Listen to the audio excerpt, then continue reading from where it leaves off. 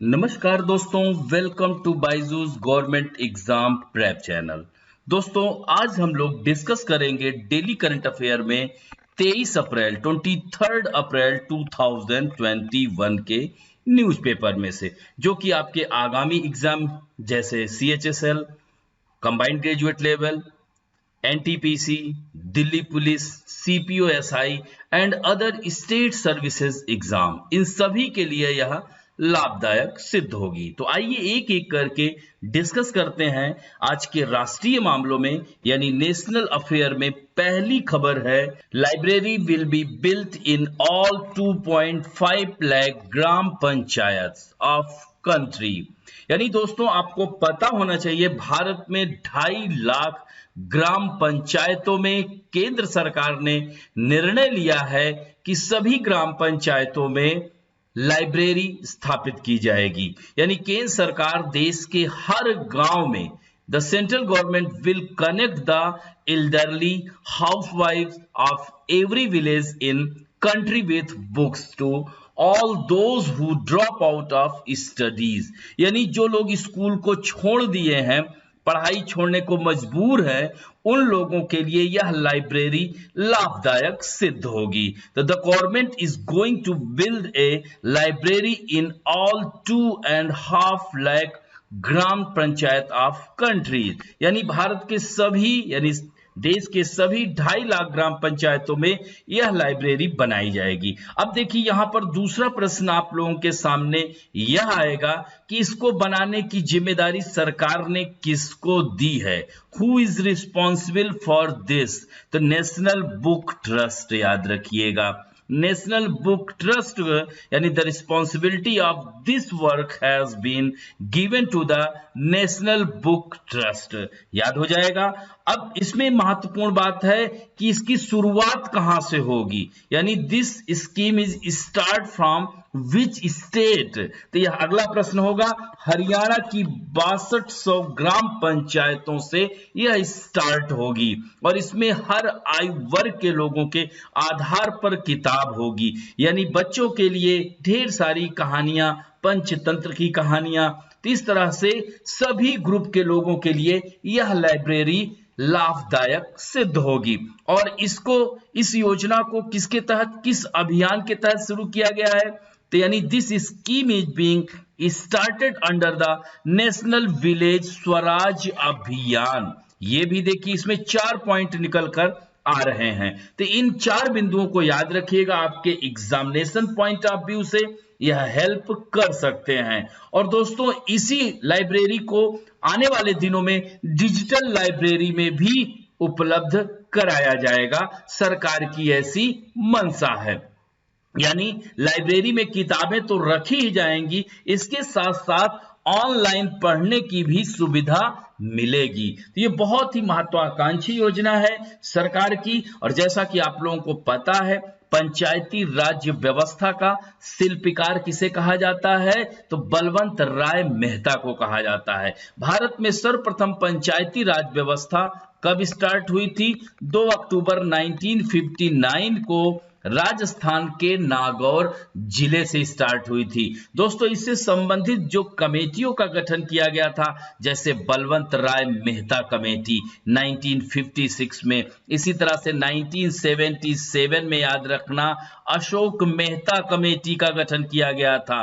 फिर 1985 में GVK राव समिति का गठन किया गया था और 1986 में LM सिंधवी, लक्ष्मीमल सिंधवी समिति का गठन किया गया था और 1989 में PK थुंगन समिति का गठन किया गया था। और 73वें संविधान संशोधन के तहत, यानी 73 कॉन्स्टिट्यूशनल अमेंडमेंट के तहत इन 1992 एक्ट, और लागू कब हुआ?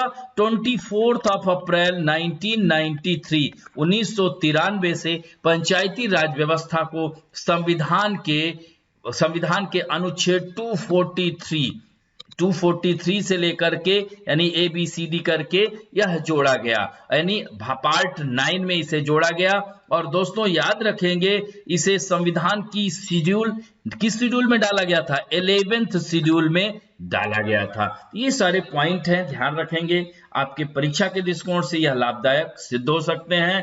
अब बढ़ते हैं दोस्तों खंजर मिलिट्री एक्सरसाइज। सीधे सीधे प्रश्न आ जाएगा कि the joint special military exercise named Khanjar which two country, यानी organise by which two country, किन दो देशों के द्वारा इसे ऑर्गेनाइज किया गया, या किन दो देशों ने इस सैन्य अभ्यास को पूरा किया हाल ही में, इस तरह से। तो इसमें कौन कौन है? भारत और किर्गिस्तान है। दोस्तों यह सेंट्रल एशिया की कंट्री है। Kyrgyzstan, Kazakhstan, Uzbekistan, Turkmenistan, Tajikistan, इनकी राजधानियां जरूर याद रखा करिए। तो यह अभ्यास किर्गिस्तान की राजधानी बिश्केक में आयोजित किया गया। सीधे सीधे प्रश्न आ गया क्या कि इसका नाम क्या था? इस तरह से प्रश्न पूछेगा कि India and Kyrgyzstan have recently organised a joint special military exercise. उसका नाम क्या है? विच नेम इज खंजर। फिर यह प्रश्न पूछ सकता है कि खंजर नामक सैन्य अभ्यास military exercise which two country organise. तो इस तरह से प्रश्न बनेगा।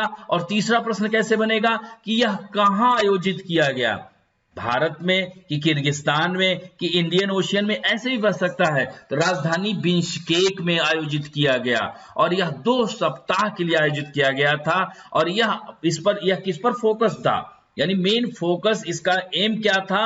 तो terrorism and training in the mountainous region, यानी पहाड़ी क्षेत्र में प्रशिक्षण पर यह केंद्रित था। इसका मेन फोकस टेररिज्म पर था। दोस्तों यह भी क्षेत्र टेररिज्म से प्रभावित क्षेत्र कहलाते हैं।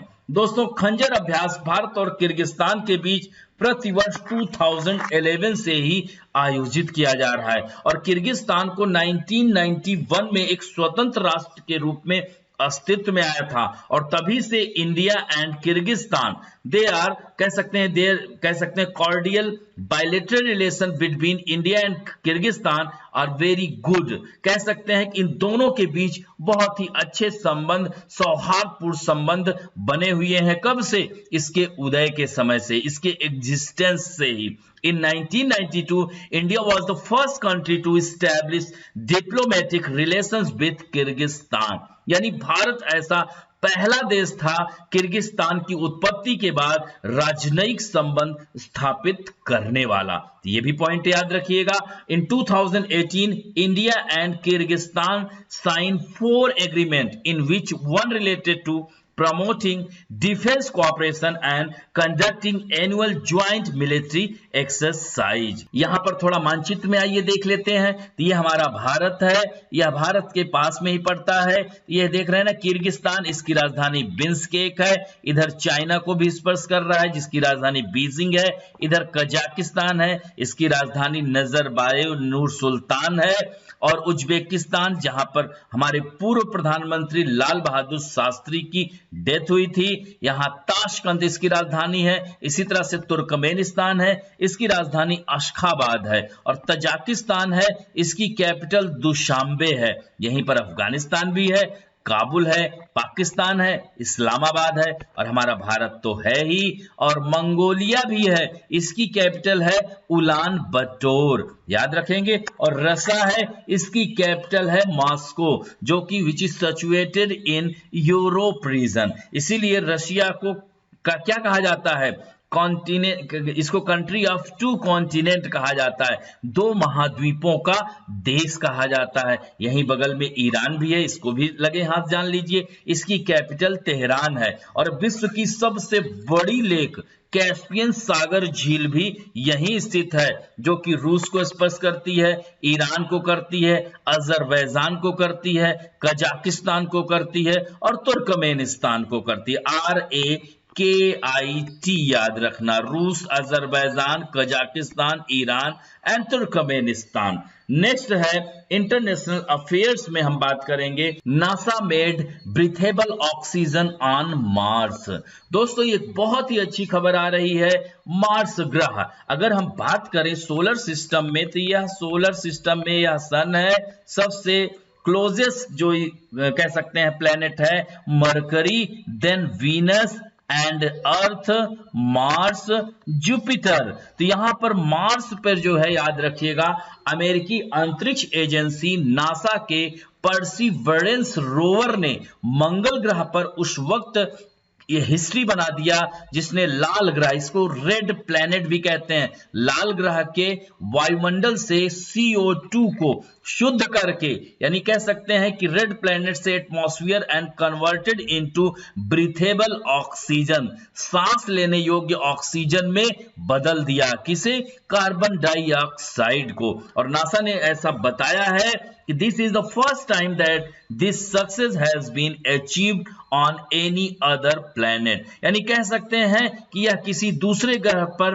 पहली ऐसी कामयाबी है और यह सफलता भविष्य में मंगल पर मानवीय जरूरतों के लिए रास्ता खोल सकती है। दोस्तों, धरती से 7 माह की यात्रा कर 18 फरवरी बता चुका हूं मंगल ग्रह पर पहुंचे परसिवरेंस रोवर ने, यह भी ध्यान रखना यह रोवर किससे संबंधित है, तो अभूतपूर्व खोज करते हुए टोस्टर के आकार का मॉक्सी उपकरण, याद रखेंगे Moxie device produce 5 gram of oxygen, 5 gram oxygen का उत्पादन किया है। और दोस्तों, यह जो मॉक्सी उपकरण है इसको किसने डिजाइन किया है यह भी ध्यान रखना, तो मैसाचुसेट्स इंस्टीट्यूट ऑफ टेक्नोलॉजी, जिसे MIT कहते हैं, यह कहां है? अमेरिका की यूनिवर्सिटी है, टेक्नोलॉजी है, MIT यूनिवर्सिटी में मॉक्सी नामक उपकरण को डिजाइन किया गया। इसे तैयार करने के लिए गर्मी प्रतिरोधक सामग्री जैसे निकल एलॉय जैसे धातु से तैयार किया गया है। This device can also tolerate temperature up to 800 degree Celsius, यानी यह जो उपकरण है यह 800 डिग्री सेल्सियस के तापमान को भी बर्दाश्त कर सकता है। According to NASA this oxygen is equivalent to 10 minutes of breathing an astronaut, यानी नासा के अनुसार यह अनुमान किया जा रहा है या व्यक्त किया जा रहा है कि ऑक्सीजन एक अंतरिक्ष यात्री के 10 मिनट के सांस लेने के बराबर है, यह जो तैयार किया गया है। दोस्तों, मॉक्सी नामक उपकरण इलेक्ट्रोलिसिस के माध्यम से अत्यधिक गर्मी का इस्तेमाल CO2 के अणुओं से ऑक्सीजन कण को सेपरेट करता है, यानी a device called MOXIE uses excessive heat to separate oxygen radicals, और कहां से? From carbon dioxide molecule through electrolysis, electrolysis प्रक्रिया के द्वारा इसे अलग किया जाता है। दोस्तों, Mars has only 95% carbon dioxide in its atmosphere, here the remaining 5% of और नाइट्रोजन एंड ऑर्गन, जैसे हमारे यहाँ वायुमंडल में क्या है 78% नाइट्रोजन पाई जाती है, 21% ऑक्सीजन पाई जाती है। तो इससे मंगल ग्रह पर बसने वाली पहली कॉलोनी को ऑक्सीजन आपूर्ति सुनिश्चित की जा सकती है। NASA will aim to deliver a lot of oxygen to mankind by 2033 और it is preparing to deal with all the challenges related to it, यानी 2033 तक मंगल पर मानव को पहुंचाने का है नासा का यही एम है, यह ध्यान रखेंगे। और अब नेक्स्ट खबर है China strategic competition bill approved in America.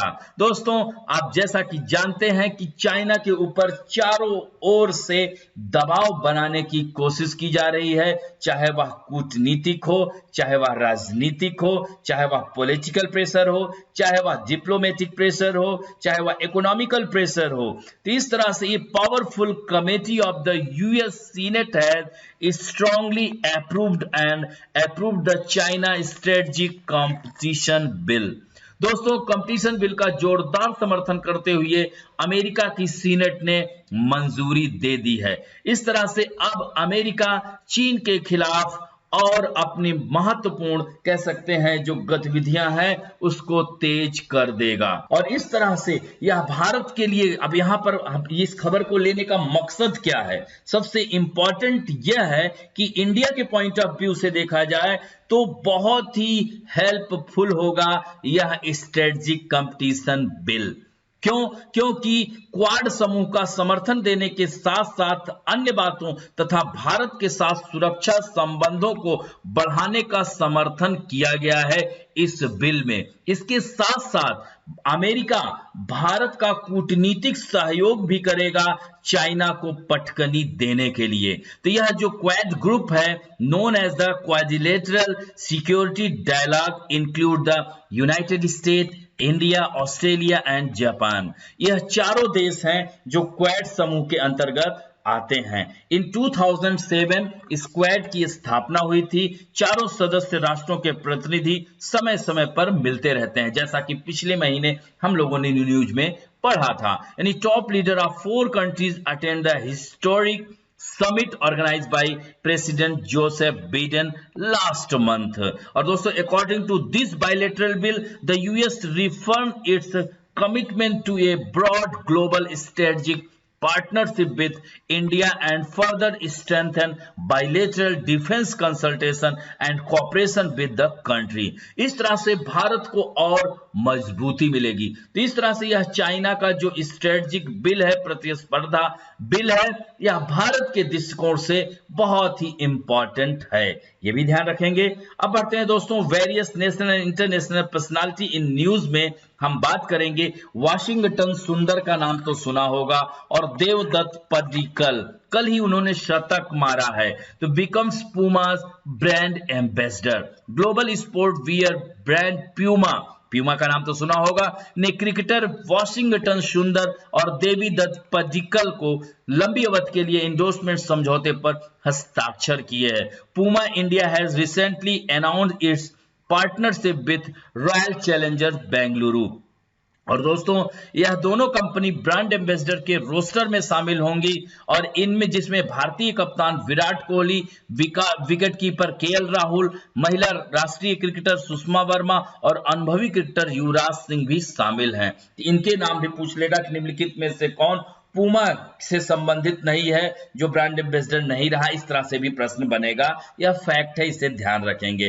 Next है, Indian Islamic scholar Maulana वहीउद्दीन conferred with Padma award. यानी दोस्तों, प्रसिद्ध भारतीय इस्लामी विद्वान, आध्यात्मिक नेता, लेखक मौलाना वहीउद्दीन खान का कोविड-19 के कारण डेथ हो गया है। He has written more than 200 books। दोस्तों, इस्लाम के कई पहलुओं पर इन्होंने 200 से अधिक किताबें लिखी है। उन्हें सबसे अधिक कुरान पर टिप्पणी लिखने, अंग्रेजी, हिंदी और उर्दू में इसके अनुवाद के लिए जाना जाता है। यह इन्होंने ट्रांसलेट किया है into English, Hindi and Urdu. और दोस्तों, उन्हें पद्म विभूषण इन 2021 यानी second highest civilian award, Bharat का दूसरा सर्वोच्च नागरिक सम्मान क्या है? पद्म विभूषण। भारत रत्न के बाद पद्म विभूषण है, फिर पद्म भूषण है। इस तरह से पद्म श्री, पद्म विभूषण और पद्म भूषण, यह तीनों चारों में से 2 यह प्राप्त कर चुके हैं, पद्म विभूषण और पद्म भूषण। इसके साथ साथ राजीव गांधी राष्ट्रीय सद्भावना पुरस्कार इन्हें 2009 में दिया गया था, जिनका कोरोना के वजह से मृत्यु हो गई है। ये ध्यान रखेंगे। अब बढ़ते हैं पुस्तकें और पुरस्कारों में। अबू धाबी, यूनाइटेड अरब अमीरात का हाईएस्ट सिविलियन अवार्ड पाए हैं भारतवंशी, और जिन्हें किसने प्रदान किया है? Crown Prince honours Indian business tycoon Yusuf Ali with top civilian award of United Arab अमीरात। यानी अबू धाबी के क्राउन प्रिंस शेख मोहम्मद बिन जायद अल नहयान ने भारतीय मूल के व्यवसायी MA यूसुफ अली और अन्य 11 लोगों को उनके महान कार्य के लिए अबू धाबी के शीर्ष नागरिक पुरस्कार से सम्मानित किया गया है। और अबू धाबी के व्यापार, उद्योग और विभिन्न परोपकारी पहलों में सहयोग करने के लिए केरल में जन्मे श्री यूसुफ अली को उत्कृष्ट योगदान देने के लिए यह प्रतिष्ठित पुरस्कार दिया गया है। Mister Yusuf Ali, Chairman and Managing Director of the Abu Dhabi-based Lulu Group, which operate hypermarkets and retail companies in several countries, was honored by Crown Prince। दोस्तों, यह जो हमारे देश के यानी भारतवंशी श्री यूसुफ अली हैं, इनकी जो हाइपर मार्केट खुदरा कंपनियों को या कई देशों में संचालित करते हैं। इनके ग्रुप का नाम है लुलु ग्रुप, ये भी ध्यान रखना। उसके प्रबंध निदेशक और अध्यक्ष भी हैं। नेक्स्ट है banking and finance related news. By 2024 the country's gas production will increase by 52%। दोस्तों, देश का प्राकृतिक गैस उत्पादन 2024 तक 52% की जोरदार वृद्धि के साथ 12.20 करोड़ घन मीटर प्रतिदिन तक पहुंच जाने का अनुमान लगाया जा रहा है। यानी the country's natural gas production is expected to reach 12.02 या कह सकते हैं 1202 million cubic metre per day with a strong growth of 52% by 2024। Oil and Natural Gas Corporation, जिसे ONGC कहते हैं, and Reliance Industry Limited led by BP will achieve this growth as production increase from the Krishna Godavari basin. यानी Krishna Godavari basin कहाँ है? यह गोदावरी है, ये कृष्णा है, महाराष्ट्र से आ रही है और यही महाराष्ट्र के महाबलेश्वर से यहां पर विपुल भंडार हैं गैसेस के। तो दोस्तों, HDFC सिक्योरिटी की रिपोर्ट के अनुसार 2019 एंड 20 में नेचुरल गैस का प्रोडक्शन 8.50 करोड़ घन मीटर पर डे था, जो कि इसके बाद के सालों में यह डिक्रीज हुआ 8 करोड़ घन मीटर प्रतिदिन रह जाने का अनुमान है। तो according to the brokerage company, this production of gas is now expected to increase to 930 million cubic meter per day during the current financial year, further to 107 million cubic meter per day in the next financial year, and from that 1202 million cubic meter per day in the next financial year 2023 and 4। ये भी point याद रखेंगे। और सार्वजनिक क्षेत्र की company ONGC का जो गैस उत्पादन है हाल के वर्षों में कंसंट्रेट रहा है, यानी कांस्टेंट रहा है। इसके चलते वित्त जो चालू वित्त वर्ष की समाप्ति तक बढ़कर 6.70 करोड़ घन मीटर और अगले वित्त वर्ष में 6.90 करोड़ घन मीटर और उससे अगले वित्त वर्ष में 7.50 करोड़ घन मीटर तक पहुंचने का यह अनुमान है।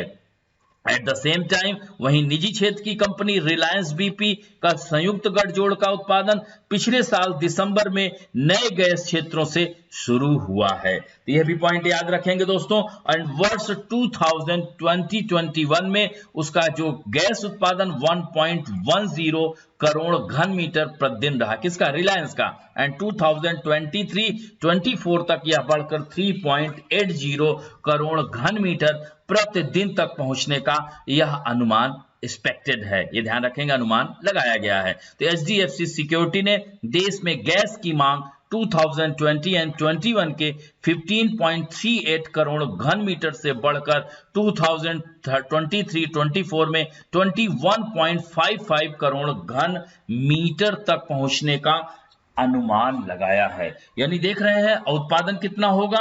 1202 million cubic metre per day, और जबकि कितना चाहिए होगा? 21.55। ये ध्यान रखेंगे। तो यह पॉइंट है, महत्वपूर्ण है। अब बढ़ते हैं दोस्तों स्पोर्ट न्यूज में। Virat Kohli complete 6000 run in IPL, Indian Premier League, जैसा कि इस समय चल रहा है दोस्तों। रॉयल चैलेंजर बेंगलोर के कप्तान भी हैं विराट कोहली। मुंबई के वानखेड़े स्टेडियम, ये भी याद रखा करिए, कहाँ है? मुंबई में। IPL में एक नया कीर्तिमान इन्होंने स्थापित किया है, यानी Royal Challenger Bengaluru captain Virat Kohli has made a new record in IPL at Mumbai's Wankhede stadium. वह इस चर्चित T20 लीग में 6000 रन बनाने वाले पहले खिलाड़ी बन गए हैं। Virat achieve this in 188th inning of 196 matches. Kohli has scored 40 half century and 5 century in IPL, यानी IPL में उनकी 40 अर्धशतक और 5 शतक लगा चुके हैं। During this time, his average strike rate of 38 is 130, he also has 518 fours and 204 sixes to his credit। यानी दोस्तों औसत 38 की तो स्ट्राइक रेट उनका 130 है और उनके नाम 518 चौके और 204 छक्के भी दर्ज हैं। और दोस्तों राजस्थान के खिलाफ मैच में उन्होंने 47 गेंदों में 72 रन की नाबाद पारी खेली। कल ही मैच में आपने देखा होगा कि दो ही क्रिकेटर उधर जो है पडिक्कल साहब थे, उन्होंने शतक जड़ दिया और इन्होंने 72 रन, और इस तरह से इन दोनों खिलाड़ियों ने जीत दर्ज कराई। अब बढ़ते हैं दोस्तों महत्वपूर्ण दिवस। आज World Book and Copyright Day है 23 अप्रैल। और दोस्तों UNESCO United Nation Educational Scientific Cultural Organization started celebrating this day on 23 April 1995। यानी 1995 से मनाने की शुरुआत की गई थी, किसके द्वारा? यूनेस्को के द्वारा। और यह जो है तब से हर साल मनाया जाता है और इस दिवस के जरिए दुनिया भर में लिटरेसी को बढ़ाना है, यानी promoting literacy around the world through this day is also a motive, यानी इसका मकसद है। और इस बार का जो थीम है याद रखना 2021 का, शेयर ए स्टोरी, एक कहानी को साझा करें। और दोस्तों 23 अप्रैल को वर्ल्ड बुक डे के रूप में मनाने की एक वजह और भी है। इसी दिन कई लेखकों ने जन्म लिया था और कई लेखकों की मृत्यु भी हुई थी, जैसे विलियम शेक्सपियर, मैगुएल जे सर्वेंट्स, जोसेफ प्लाया, और इनका जो है निधन हुआ था, जबकि मैनुएल मेजियो वल्लेजो और मैरिस ड्रून का इसी दिन को पैदा हुए थे। और दोस्तों यूनेस्को के डायरेक्टर हैं आंद्रे अजोले। इसका गठन 1946 में हुआ था। इसका हेडक्वार्टर पेरिस में है, जो कि सीन नदी के किनारे बसा हुआ है। अब बढ़ते हैं दोस्तों, let us talk about some important fact में geographical surname of major countries places of the world. ये सीधे सीधे आप लोगों की परीक्षाओं में आ जाता है, इसे ध्यान रखेंगे। जैसे 7 पहाड़ियों का नगर, सिटी ऑफ 7 हिल्स किसे कहा जाता है? रोम को।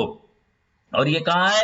इटली की कैपिटल है, which is situated on the bank of Tiber नदी, जो कि कस्पेड डेल्टा बनाती है। दूसरा है वर्ल्ड शुगर बाउल, इसे क्यूबा को कहा जाता है, विश्व का चीनी का कटोरा कहा जाता है दोस्तों।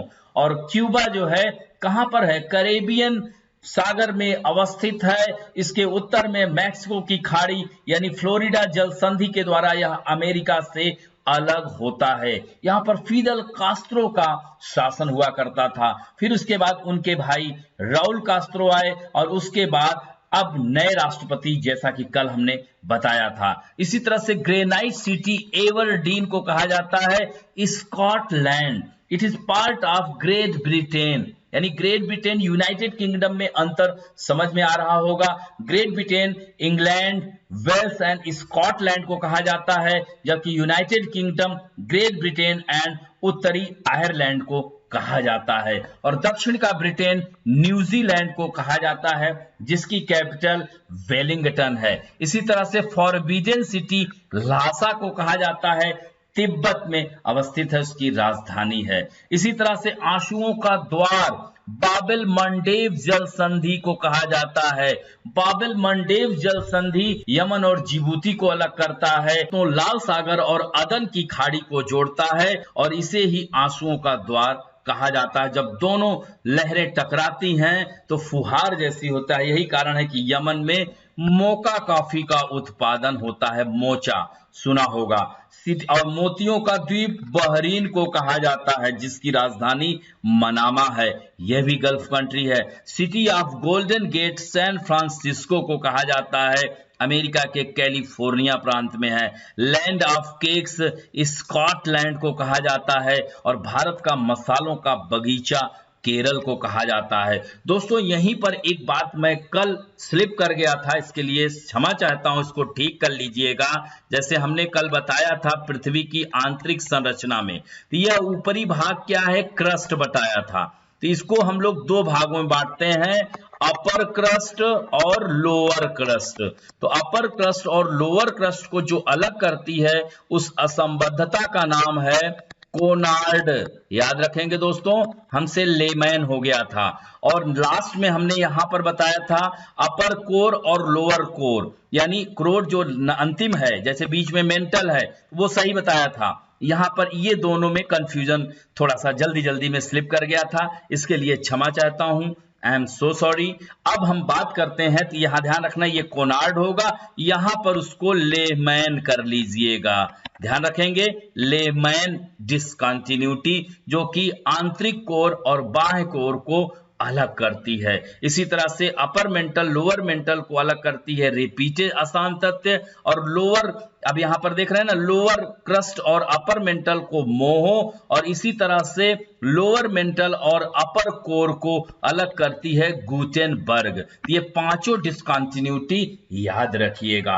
अब बढ़ते हैं दोस्तों आप लोगों के सेक्शन में, जो कि बहुत ही सुंदर उत्तर दे रहे हैं। आज उत्तर देने वालों में हैं मोहम्मद मुजम्मिल रेजा, रवि पटेल, रोली सरोज, एसके, अजय सिंह, संजय नेगी, रेणु बाला, चंदन कुमार, सरबर्था बनर्जी, संदीप कुमार, मोनिका कुमारी, राहुल कुमार मीना, सुमन सिसिनिवार, स्टडी मानिया, मुकुंद माधव, मुस्कान हरुण शेख, विवेक यादव, हेमंत शर्मा, इतने लोगों ने कमेंट और उत्तर दोनों दिए हैं। आशा करता हूं कि आज भी और ज्यादा से ज्यादा लोग उत्तर देंगे। अब आप लोगों के समक्ष पहला प्रश्न है, who has been given the responsibility of building a library in all the 2.5 lakh gram panchayat of the country by the government.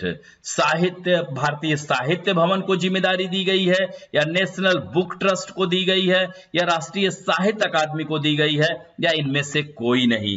Next question है, recently which two country have organized a joint special military exercise name खंजर।